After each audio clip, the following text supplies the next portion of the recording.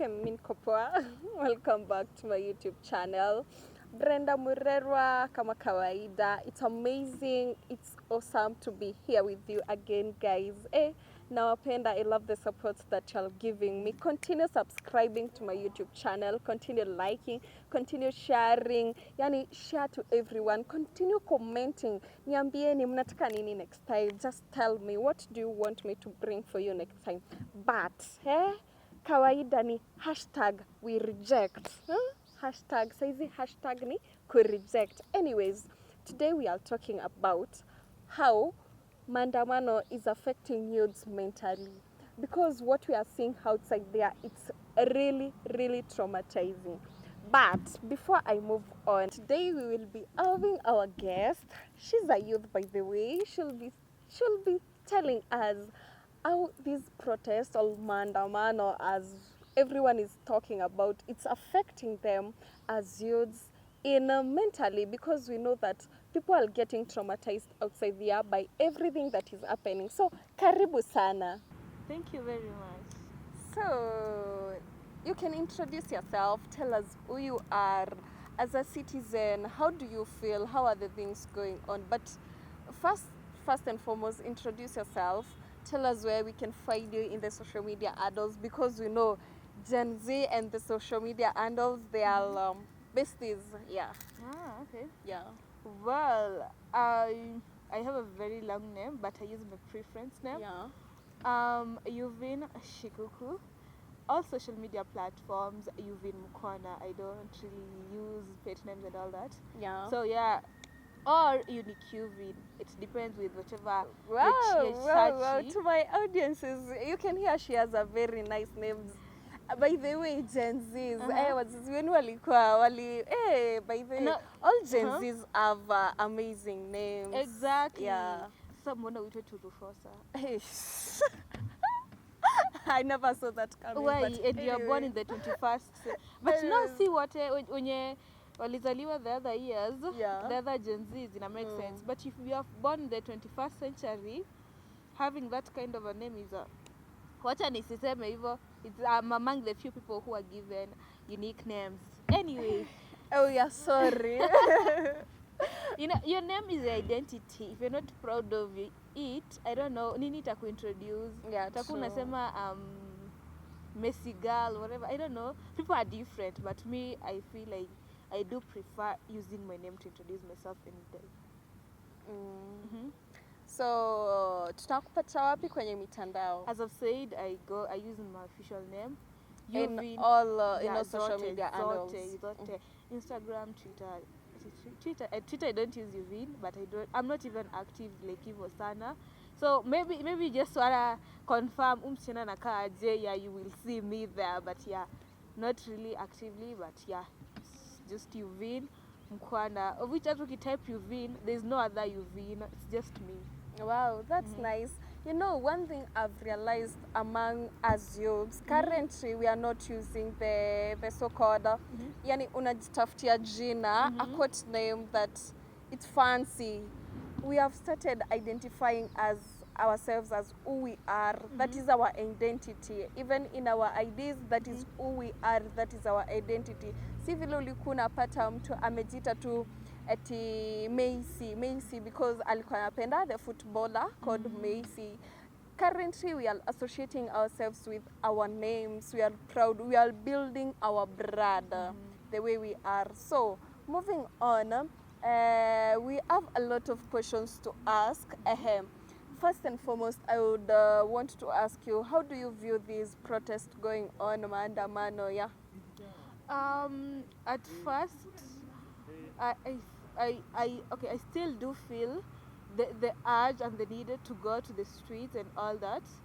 But now looking at it and the turn of which it's taking, I really don't feel like it's worth it. Yeah. At all. City, I'm against, of course, reject finance bill and all that. Fight for what you think is right, because honestly, if you don't fight for yourself, no one will.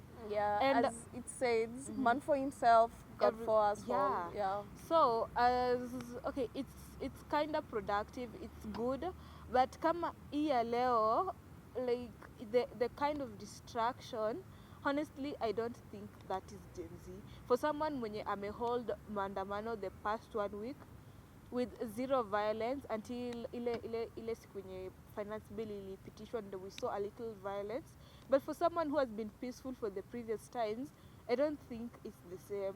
It's okay, we are at a morning point and there's a lot of tension and all that, but really I don't feel we should be going to the battlefield with the wounds. Yeah, true. I am not saying we retreat, but we should take time to heal. I think we should go back to the drawing board, strategies tuzifanye upya tena. Yeah, true. So, Meskia, we have lost a lot of people through maandamano. That is very true. And we have and a lot of people witnessing this. And we know that for some it was a tough time. For example, seeing your bestie being shot, that is a form of trauma. So, how do you think that this protest is affecting our youths mentally? Yeah, obviously. Yeah, why? It's definitely, when there's tension, anxiety just penetrates somehow. Yeah. When there's fear, anxiety penetrates. When there is war, when there is bullets, especially bullets, people, it really brings that banging. Really does not give a people a humble time. It brings a lot of trauma of the violence, especially the tear gas. Let me tell you, if you inhaled tear gas for the first time, the amount of crying you will do, Yeah. you will never forget it. And if, for example, you are that person who that can burst in front of you, you will never recover from that. Especially if you really don't have someone to tell your experience, it will forever torment you. It'll be like, maybe if I would have not have gone, it would not have happened to me. So the every aspect of that demonstration has a mental effect on someone. If your friend was hurt or you are hurt, definitely you'll have traumatic experiences from demonstration. If, for example, someone next to you was shot, you will forever fear guns. Like a bullet will be your worst fear. You will forever fear public, that kind of gathering ever. You will not go to it again. Yeah. And if, for example, you are arrested, definitely you will live in anxiety. Like you will fear police and all that. Later, when you're in the demonstration, running around shouting for your rights, you're still in the fear of naeza shikwa, what will I tell people, or I can actually be shot and die, or that can of tear gas might just burst on my head. You have a lot of fear, like you are anxious of what will happen and you're afraid of the worst. Yeah, Like, kila mtu true. lazima tu uogope what Yeah. the worst could happen. For example, me, blood, that's no. So for me, it could be a very traumatic experience seeing blood flow. You see, there are those people who see blood and they vomit. That is a traumatic experience to them and it affects them mentally. So very bad. So, what do you think as a nation? What can we do to secure our youths from being affected mentally by what is happening? First of all, I think this starts from the homes. It Yeah. starts from home. Yeah. I don't think this is the time to reprimand your kid for going to the demonstration. I don't think this is the time to point blame fingers. Like, nyinyi Gen Z sijui shida yenu. No, I don't think this is the time for it. Honestly, I think this is the time to sit with those children, youth. I think this is the time kuuliza, what do you want? Yeah. Because, as we've said, this is a leaderless nation, and most people, like, I'm sorry to say this, I feel personally Yeah. the so-called leaders and millennials are pretending. Because all this time, wamekuwa tu Gen Z za lazy, hawajui chenye wanasema and There's all something that. that they want to use against us. This Exactly. something called reverse psychology.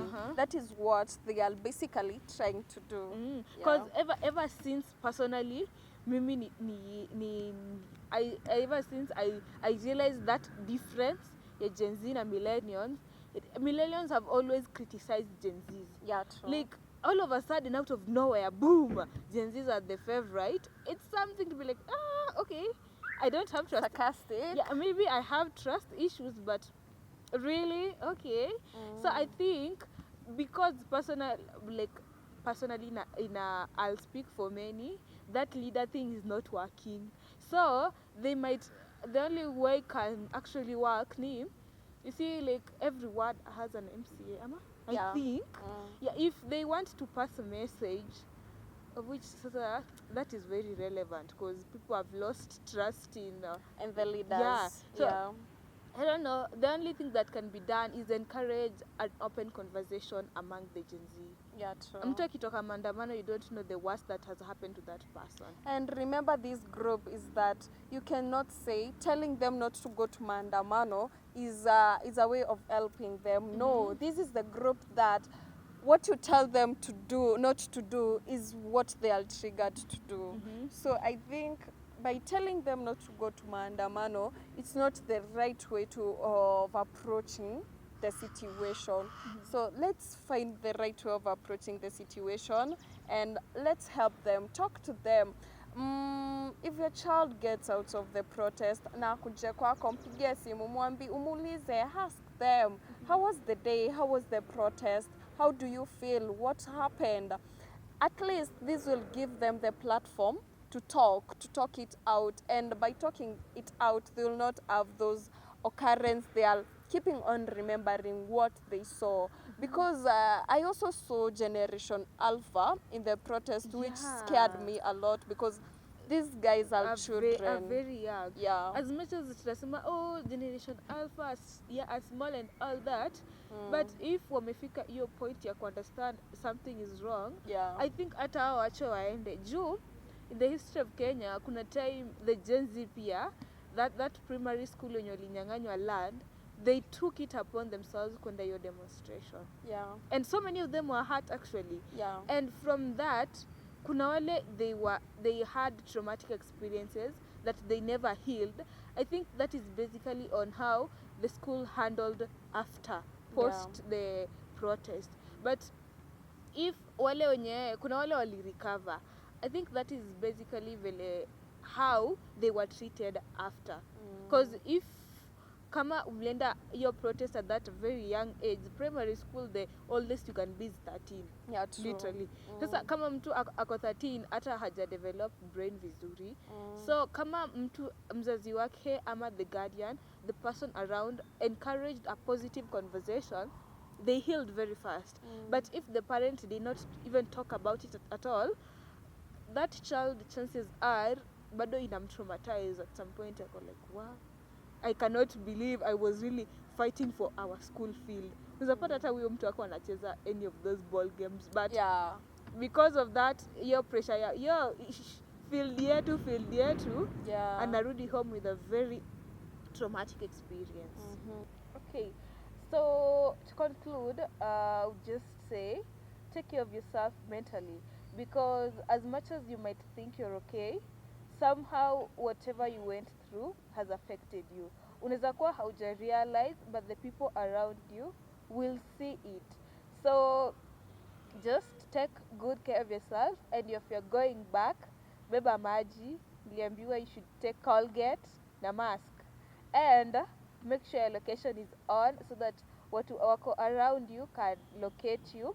Na kama if you can access psychology, ama kama unaweza enda to see a counselor, just go for it, and just talk to someone. If you really don't have that environment yenye kuna mtu tuongelesha, juu kuna watu they went there and their parents have no clue, talk to someone of your experience, because unaweza ona it's a normal thing, it's a normal thing, and with the time you start realizing ilikuwa affect. So open up to someone, even if you think you're okay, try talking. You might just find out everything was not okay. And as I always say, what works for someone else will not work for you. So choose, kuna journaling, andika what you felt, or talking to someone. pick one of them. Si unajijua. I think everybody anajijua. So whatever works for you mostly, go for it. Let it out. Don't bottle it up. Just as you have heard, si mimi peke yangu nimewaambia, my fellow youth have talked to you about it. Maandamano yana cause a lot of traumatic issues that are affecting youths mentally. So guys, let's join our hands together that tukienda, when all this is done, tusikue we are losing our youths as we have lost a lot of properties. Many things have been damaged through this. Tukue, even in the grief moment, we are there to comfort one another, we are there to listen to one another, and we are there to help one another. So let us walk this journey together. You have heard it all for yourself, so don't forget to like, share, subscribe, and comment. Tuambie, niambie, what do you want to hear next? What do you want me to talk about next? So it's a wrap. Bye.